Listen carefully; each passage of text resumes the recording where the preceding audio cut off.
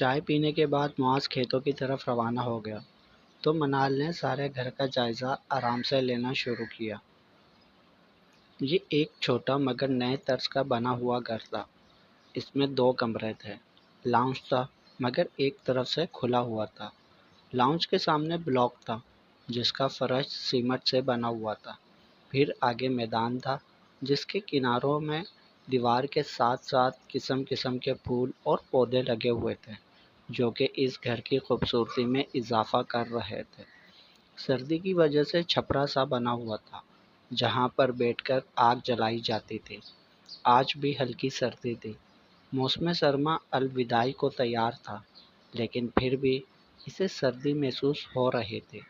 وہ دوبارہ سے آ کر چھپڑے میں بیٹھ گئی اور ہاتھ سینکنے لگی۔ اچانک اسے موبائل کا خیال آیا۔ وہ کمرے میں گئی اور موبائل اٹھا کر باہر آ گئی اور واٹس ایپ دیکھنے لگی جہاں اس کی کزنز کے بہت سارے پیغامات پڑے ہوئے تھے۔ ان کو تو جلاؤں ذرا کہہ کر اٹھی اور لباس تبدیل کیا، میک اپ کیا، بال بنائے اور تیار ہوئی۔ پھر پھولوں کے پاس آ کر بہت ساری سیلفیاں لینے لگی۔ انجوائنگ ان ولاج کا اسٹیٹس لگا کر فوٹو اپلوڈ کر دی۔ جل جائیں گی میرا گھر دیکھ کر۔ ان کو لگا گاؤں کا کوئی بوسیدہ سا گھر ہوگا۔ پھر اس نے سولر پلیٹ، UPS وغیرہ کی تصاویر لیں اور انہیں بھی اسٹیٹس میں لگایا تاکہ کزنز کو پتہ چلے کہ اس کے گھر میں ہر سہولت ہے۔ اتنے میں گاؤں میں معاذ کے نکاح اور رخصتی کی خبر جنگل کی آگ کی طرح پھیل گئی۔ تمام عورتیں، لڑکیاں سب باری باری اسے دیکھنے آنے لگی۔ معاذ کی خالہ حلیمہ خاتون بھی آ گئی۔ بیٹا، میں تمہارے اور معاذ کے لیے ناشتہ لائی ہوں، حلیمہ خاتون نے کہا اور ناشتہ اس کے سامنے رکھا۔ یہ دلہن تو شرماتی ہی نہیں ہے، گاؤں کی عورتیں سرگوشیاں کرنے لگیں۔ لیکن ہے بہت پیاری، ایک نے کہا۔ سب اسے ایسے دیکھ رہی تھی جیسے وہ جنگل میں آیا ہوا کوئی نیا جانور ہو۔ منال تھوڑی ہی دیر میں اس رس سے تنگ ہوئی۔ پھر ایک عورت آئی۔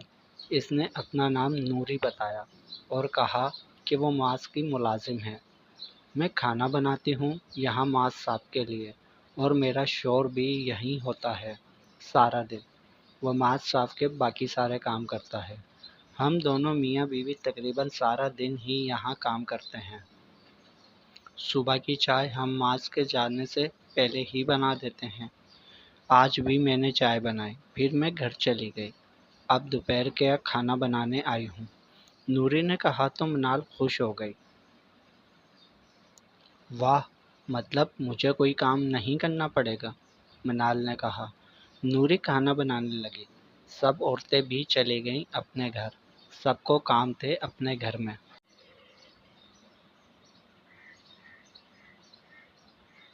کیا بناؤ گی؟ منال نے روب سے پوچھا۔ وہ خود کو مالکن تصور کرنے لگی۔ ایک دم سے اس کے اندر اکڑ آ گئی تھی، لیکن معاذ کے آنے کے بعد ساری اکڑ ختم ہو گئی اس کی۔ نوری، آج سے تمہاری چھٹی ہے، میرا سارا کام آج سے میری بیوی کرے گی، کھانا بھی یہی بنائے گی، میرے کپڑے بھی یہی دھوئے گی اور گھر کی صفائی بھی یہی کرے گی۔ معاذ نے کہا تو منال کی ہوائیاں اڑ گئیں۔ لیکن میں اتنے سارے کام کیسے کروں گی؟ منال پریشان ہو گئی۔ گاؤں کی ساری لڑکیاں اتنے سارے کام اکیلے ہی کرتی ہیں، معاذ نے کہا۔ لیکن میں گاؤں کی لڑکی نہیں ہوں، میں شہر کی لڑکی ہوں، منال نے سر کو خم دے کر ایک ادا سے کہا۔ آج سے تو تم گاؤں کی لڑکی ہو اور شہر کا بھوت اپنے سر سے نکال دو، کیونکہ اب تمہیں ساری زندگی گاؤں میں ہی رہنا ہے۔ اس لیے بہتر ہے کہ تم شہر کے بارے میں سوچنا چھوڑ دو، معاذ نے کہا تو منال کا رنگ زرد پڑ گیا۔ معاذ نے کھانا کھایا اور پھر باہر جانے لگا۔ میری مرغی اور ان کے چوزوں کا خیال رکھنا، انہیں دانہ بھی دینا اور بلی سے بھی بچانا، کہیں ایسا نہ ہو کہ کوئی بلی انہیں کھا جائے اور تم اپنے خیالوں میں گمسم بیٹھی رہو۔ پورے 12 چوزے ہیں، میں نے گن کر رکھے ہیں، ان میں سے ایک بھی کم نہیں ہونا چاہیے۔ معاذ اسے ہدایت دے کر چلا گیا۔ اس کے جانے کے بعد منال موبائل اور واٹس ایپ میں گم ہو گئی اور اسے چوزوں کا دھیان ہی نہیں رہا۔ اچانک ہی اسے مرغی کے چیخنے کی آواز آئی۔ اس نے موبائل سے سر اٹھا کر دیکھا، ایک بلی چوزے پر حملہ کر رہے تھے۔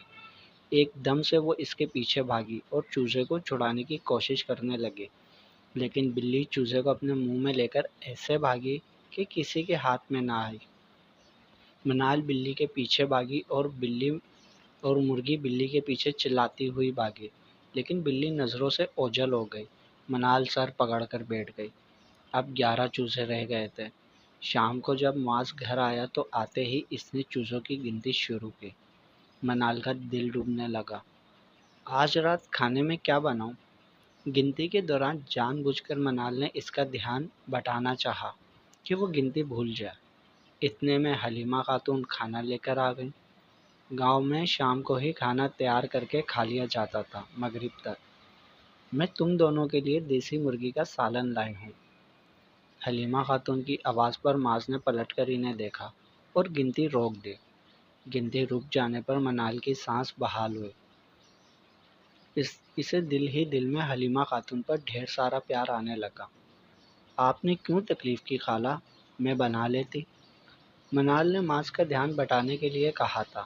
کھانا بنانے کا اس کا کوئی ارادہ نہیں تھا۔ وہ جانتی تھی حلیمہ خاتون ضرور کھانا لائیں گی۔ محترمہ، آپ کی اطلاع کے لیے عرض ہے کہ گاؤں میں کھانا سویرے ہی بنایا جاتا ہے۔ سب سویرے کھاتے ہیں اور جلد ہی سو جاتے ہیں، پھر سویرے اٹھتے بھی ہیں۔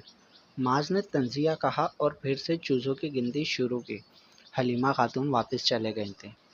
اچھا، آپ بیٹھ جائیے، میں کھانا لگاتی ہوں۔ پلیٹیں وغیرہ کہاں ہیں؟ منال نے پھر اسے گنتی سے روکنا چاہا۔ مجھے گننے دو آرام سے، ایک تو یہ چوزے رکتے ہی نہیں ہیں آرام سے۔ معاذ نے اسے چپ کروایا۔ منال انگلیاں چٹکانے لگی۔ نچلا ہونٹ دانتوں تلے دبائے ہوئے پریشانی سے دیکھ رہی تھی۔ بار بار گننے پر چوزے 11 ہی نظر آ رہے تھے۔ کہا تھا نا میں نے چوزوں کا خیال رکھنا، پہلے ہی دن نقصان کروا دیا تم نے میرا۔ معاذ غصے سے دھاڑا تو منال کے ہاتھ پاؤں کانپنے لگے۔ منال تو وہ لڑکی تھی جو کسی سے بھی نہیں ڈرتی تھی، بلکہ سب اس سے ڈرتے تھے۔ لیکن زندگی میں پہلی بار منال کو کسی سے خوف محسوس ہو رہا تھا، کسی کے غصے سے ڈر لگ رہا تھا، اور وہ اس کا شوہر تھا۔ یہ ایک فطری خوف تھا جو شادی کے بعد ہر بیوی کو شوہر سے محسوس ہوتا ہے کہ کہیں اس سے کوئی غلطی نہ ہو جائے۔ منال اپنی ساری کشتیاں جلا کر یہاں آئی تھی اور اس نے فیصلہ کیا تھا کہ وہ واپس نہیں جائے گی، ہر حال میں یہاں گزارا کرے گی۔ حیدر کو پھانسنے والی بات کی وجہ سے اسے جس قدر شرمندگی کا سامنا اس گھر میں کرنا پڑا تھا، اس کی وجہ سے وہ واپس نہیں جانا چاہتے تھے۔ اس کے لیے فرار کا واحد راستہ معاذ سے شادی تھا، جو اس نے آسانی سے کرا لی۔ مجھے پتہ ہی نہیں چلا، بلی نے اچانک حملہ کر دیا۔ میں بھاگی اس کے پیچھے چوزے کو بچانے کے لیے، لیکن وہ چوزے کو لے کر اتنی تیزی سے بھاگ گئی میں اسے پکڑ ہی نہیں پائی۔ منال نے ڈرتے ہوئے کہا، تم سے یہی امید تھی، انتہائی غیر ذمہ دار لڑکی ہو تم۔ پہلے ہی دن تم نے غیر ذمہ داری کا ثبوت دیا ہے۔ میں جانتا ہوں تمہارا دھیان چوزوں کی طرف تھا ہی نہیں، بلکہ تمہارا سارا دھیان موبائل، واٹس ایپ اور سیلفیز لینے میں تھا۔ لیکن میں بتا رہا ہوں، اس گھر میں رہنا ہے تو الرٹ رہنا ہوگا اور ساری ذمہ داری اٹھانی ہوگی، اور موبائل کی جان چھوڑ دو پلیز۔ تمہاری سزا یہ ہے کہ تمہیں رات کا کھانا نہیں ملے گا۔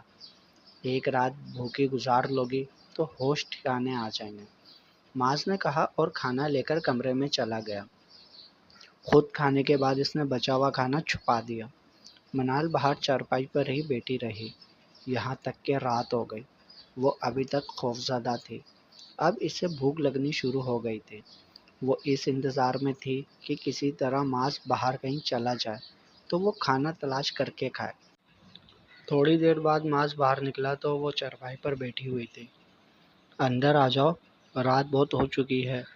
گاؤں میں اس وقت عورتیں باہر نہیں بیٹھتی ہیں، چور آ جاتے ہیں۔ میں سونے لگا ہوں، مجھے نیند آ رہی ہے، تم بھی آ کر سو جاؤ۔ मास कहकर अंदर चला गया। भूख के मारे मनाल को रोना आ रहा था। वो अंदर कमरे में आई तो मास लाइट ऑफ करके सो चुका था। वो भी आकर चारपाई पर लेट गई। अब वो इंतज़ार करने लगी कि मास गहरी नींद सो जाए तो वो खाना तलाश कर कर खाए। काफ़ी देर बाद मास के खर्राटों की आवाज़ इसे सुनाई दी तो इसकी जान में जान आई। वो बिस्तर से उठी और पूरे कमरे में खाना तलाश करने लगी। अलमारी के अंदर एक दराज में इसे खाना मिल गया था। वो बहुत होशियारी से चारपाई तक आई और मोबाइल की लाइट भी ऑफ कर दी ताकि वो उसको नज़र ना आ सके। फिर इसने अंधेरे में ही खाना शुरू किया। खाती गई यहाँ तक कि सैर हो गई। फिर इसने खुदा का शुक्र अदा किया जिसने इसे रिज़्क दिया। भूख क्या होती है आज ये पहली बार मनाल को मालूम हुआ था। इसने कभी ज़िंदगी में भूख नहीं देखी थी। वो खाते पीते घराने से ताल्लुक़ रखती थी। रात 8 बजे इसे भूख लगना शुरू हुई थी और अब रात के 12 बज रहे थे जब इसे खाना मिला। इसने मोबाइल की टॉर्च ऑन की और खाली बर्तन इसी जगह पर रख दिए। फिर वापस आकर सोने के लिए लेट गई और नींद की आगोश में चली गई। मास जो मसनूई खर्राटे ले रहा था, इसकी ये सारी कार्रवाई मुलाहिज़ा कर चुका था। अब लिहाफ के नीचे वो इसकी इस हरकत पर मुस्कुरा रहा था।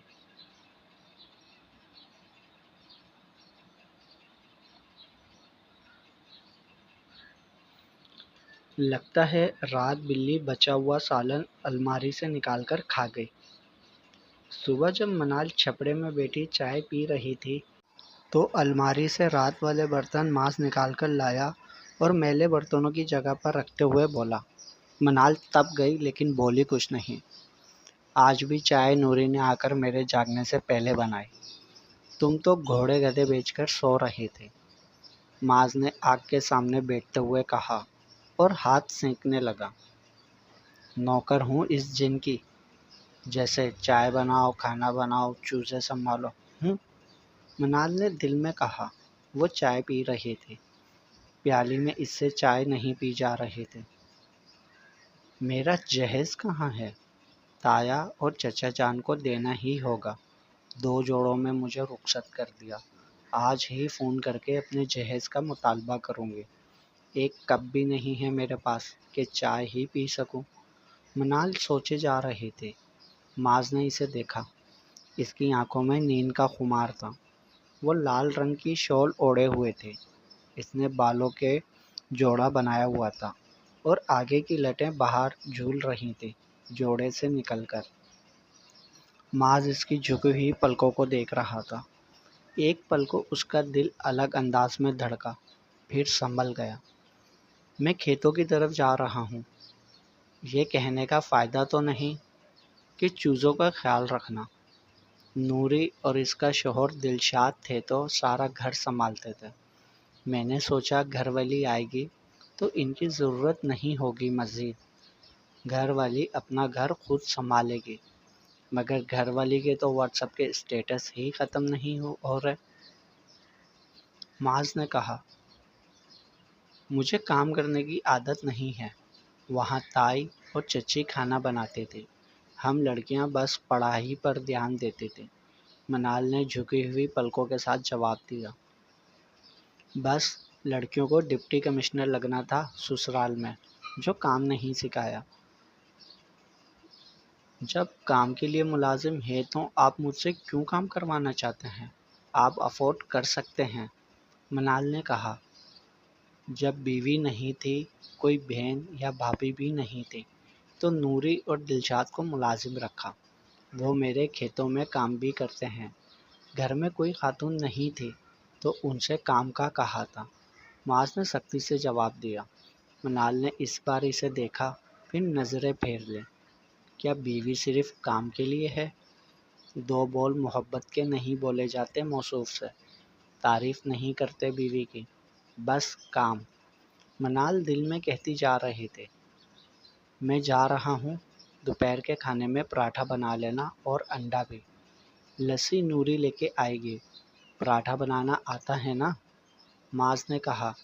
मनाल ने गुस्से से इसे घूरा लेकिन बोली कुछ नहीं। پھر اس کے جانے کے بعد اس کی نقل اتارنے لگے، پراٹھا بنا لینا۔ ماس کے جانے کے بعد اس نے بہت کوشش کی آٹا گوندنے کی، لیکن آٹا عجیب ہی ہوتا جا رہا تھا۔ اتنے میں نوری آ گئی۔ رہنے دیں، آپ سے نہیں ہوگا، میں کر دیتی ہوں، نوری نے کہا۔ لیکن وہ ماس، منال نے پریشانی سے کہا۔ صاحب ابھی کھیتوں پر گئے ہیں، وہاں ڈیرے پر سب جمع ہوتے ہیں گاؤں والے، سمجھ لو محفل لگی ہوئی ہے، باتیں چائے وغیرہ۔ اب وہ دوپہر کو ہی آئیں گے، ان کو پتہ بھی نہیں چلے گا، نوری نے کہا اور آٹا اس سے لے کر گوندنے لگے۔ میں روز کھانا بنا دیا کروں گی، ماس صاحب کو پتہ نہیں چلے گا، بس وہ کیا ہے نا، ہمیں چینی، چائے کی پتی، نمک یا کبھی آٹے کی ضرورت پڑتی ہے۔ آپ مجھے پیسے نہ دو، بس راشن دے دیا کرو، کبھی تھوڑی سی چینی، کبھی تیل، کبھی آلو، پیاز، ٹماٹر، میری اجرت یہی ہے، مجھے ضرورت بھی انہی چیزوں کی ہے، نوری کہتی جا رہی تھی۔ واہ، یہ تو اچھا ہے، پیسے تو میرے پاس ہیں نہیں، اور وہ جن مجھے دے گا نہیں پیسے، اور میں مانگوں گی نہیں اس سے۔ یہ کام آسان ہے، کام بھی ہو جائے گا، اور ماس کو لگے گا کہ سارا کام میں کرتی ہوں۔ یہ سارا سامان تو گھر میں بہت پڑا ہے، منال نے دل میں سوچا۔ نوری نے پراٹھے بنائے، انڈا منال نے خود بنایا۔ مسئلہ کھانا پکانا نہیں تھا، مسئلہ آگ کا تھا، جو منال سے نہیں جل رہی تھی۔ جل بھی جاتی تو پھر بجھ جاتی۔ نوری نے اسے آگ جلانے کا طریقہ بتایا۔ آپ سلنڈر منگوا لیں، اس میں آپ کو آسانی ہوگی، نوری نے صلاح دی۔ ماس کے آنے سے پہلے نوری اپنے گھر چلی گئی۔ منال نے کلو جتنا آٹا اسے دے دیا آج کے دن کے لیے۔ ماس کو دیکھتے ہی منال نے جھاڑو اٹھایا اور دکھایا کہ وہ کام کرنے میں مصروف ہے۔ صفائی نوری نے کر دی تھی، کچرا تھا بھی نہیں، بس درخت سے گرنے والے چند پتے تھے اور اندر دھول مٹی۔ ماس اندر داخل ہوا تو دیکھا منال کے ہاتھ میں جھاڑو ہے اور وہ صاف زمین پر خالی جھاڑو پھیرتی جا رہے تھے۔ ماس نے ابرو اچکائے اور کمرے میں چلا گیا۔ منال کھانا کمرے میں لے آئی۔ تم نے بنایا ہے؟ ماس نے پوچھا۔ منال نے بچوں کی طرح سر اسبات میں ہلایا۔ پراٹھا دیکھ کر ماس کے لبوں پر مسکراہٹ پھیل گئی تھی۔ بے وقوف لڑکی، اتنے سالوں سے نوری کے ہاتھ کے پراٹھے کھا رہا ہوں، پہلی نظر اور پہلے نوالے میں پہچان جاتا ہوں کہ نوری نے بنائے ہیں، ماس نے دل میں کہا اور کھانے لگا۔ منال گلابی رنگ کا سوٹ لے کے نہانے چلی گئی۔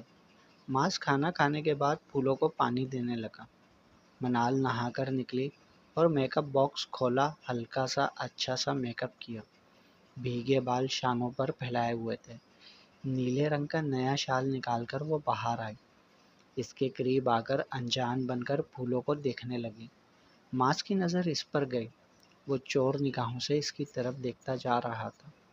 ماس پھر باہر چلا گیا اور شام کو ہی واپس آیا۔ اس نے بغل میں ایک مرغا دبایا ہوا تھا۔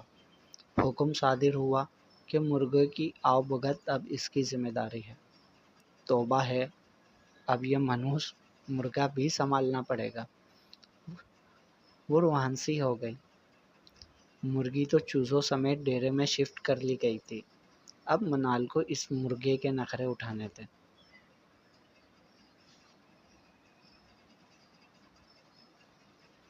رات کو سردی بڑھنا شروع ہو گئی تھی تو منال چھپڑے میں آ گئی اور آگ جلانے لگی۔